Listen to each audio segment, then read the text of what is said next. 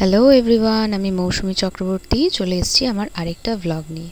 দেখতেই পাচ্ছ এখন কতটা অন্ধকার, আর এই অন্ধকারের মধ্যে আমি আমার ভাই এবং মেসো মাসির সঙ্গে চললাম কলকাতায় ঘুরতে।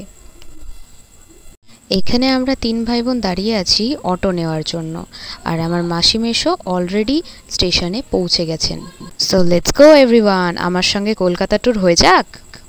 সো স্টেশন পৌঁছতে পৌঁছতে ছোটোখাটো ভিডিও করছিলাম, আর তারই মধ্যে ভোরের আলো ফুটে গিয়েছিল। স্টেশনে পৌঁছতে দেরি হবে বলে আমরা অনেকক্ষণ আগে ঘর থেকে বেরিয়েছিলাম, আর স্টেশনে এসে দেখি আমরা প্রায় 40 মিনিট আগে স্টেশনে পৌঁছে গিয়েছিলাম। আজকের ভিডিওটা হতে চলেছে আমার প্রথমবার কলকাতা যাওয়া নিয়ে, তো ভালো লাগলে প্লিজ লাইক আর কমেন্ট করে যেও। আমি সবার শেষে ট্রেনে উঠেছিলাম, আর ট্রেনে উঠেই দেখি আমার বোন অলরেডি মেকআপ কিট নিয়ে বসে গেছে মেকআপ করার জন্য। এরপর দেখি আমার মাসি ট্রেনে ওঠা মাত্র জানলার সিট নিয়ে নিয়েছে, আর তার সঙ্গে আমার ভাইও আরেকটি জানলার সিট নিয়ে দুজনে মিলে বেশ হাওয়ার মজা নিচ্ছে।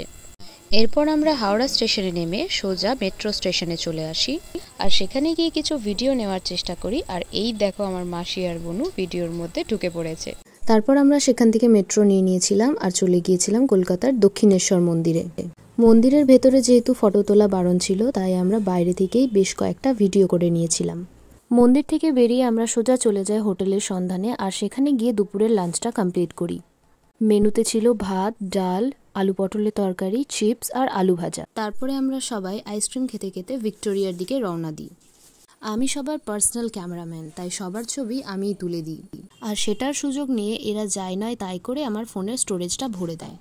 এরপর আমরা চলে এসেছি ভিক্টোরিয়াতে। এখানকার সুন্দর ভিউ দেখে আমি তো মুগ্ধ হয়ে গিয়েছিলাম।